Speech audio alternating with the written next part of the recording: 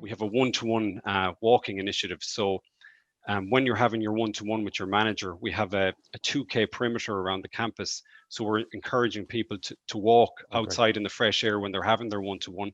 And then we've defined our template within the one-to-one that well-being has to be discussed at the start of every one-to-one conversation going forward.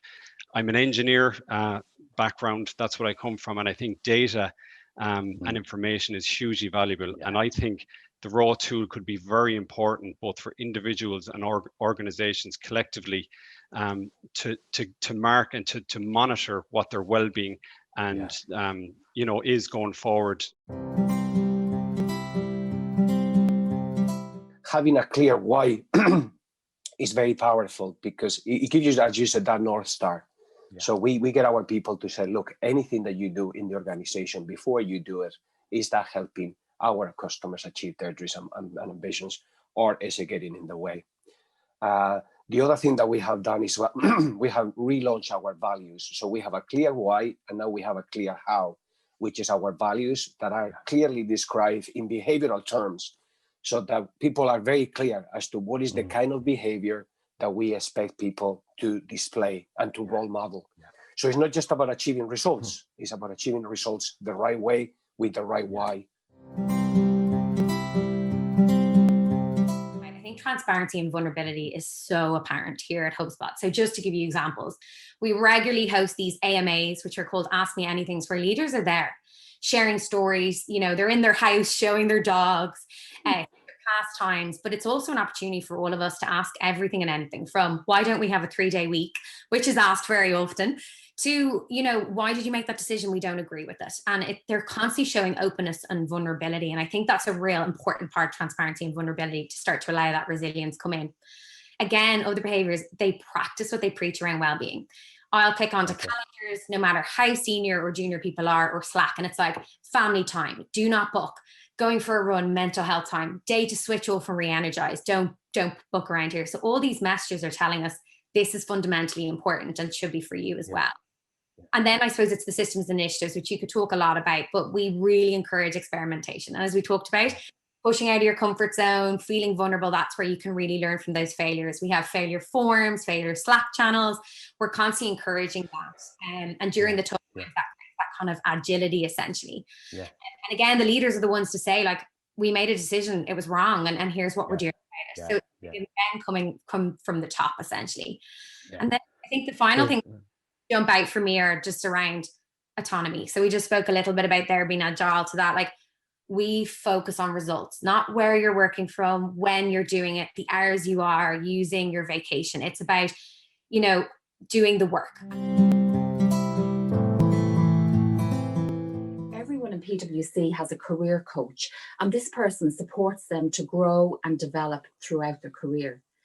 This works best when it's a relationship built on trust and on openness. So relationships are one of our 5 core competencies and form part of our leadership framework. All development programs at all levels throughout the organization have a relationships module. So, for example, a program I work on called the Whole Leader Program. It's a program for directors and senior leaders. It has 5 modules, one of which is a relationships module. And on this program, we encourage the leaders to build relationships that are meaningful. We talk to them about being really curious about the person in front of you, and actually recognizing the value that that person brings to the relationship and brings to the organization. We ask them to share of themselves. They can be quite shy about doing that. So we ask them to share of themselves and build a connection that is more than a transactional conversation.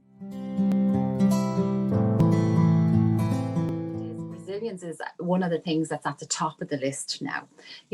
I'm around a long time, and I can remember, we always talked about employee well-being in any organization that I worked in.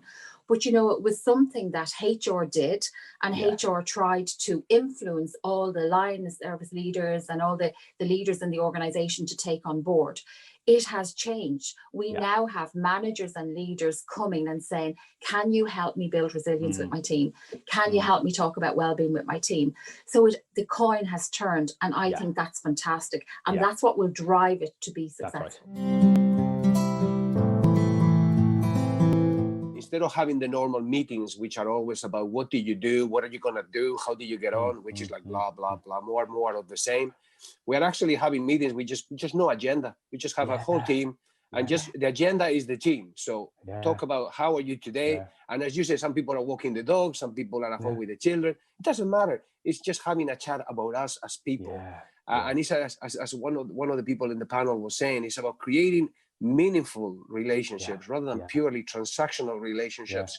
And one thing that I talk to our leaders a lot about is we use our Net Promoter Score to measure how we engage and connect with customers.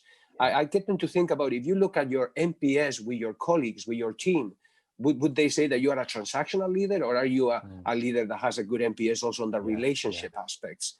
Because that builds trust, that builds loyalty, and to your point, that leads performance, and everybody is better. Resilience is a multifaceted thing. You know, it's not just this one entity that sits out in the ether. You know, everything that we do builds our resilience, and to be able to see the various components on this here metric allows people to use the sporting analogy, maybe to find where can they gain the inches. You know, it doesn't have, as Beth was saying, it doesn't have to be this big magical leap that all of a sudden you're a resilient person. But where can you build small steps into your personal life, your professional life, your social life, your family life, etc.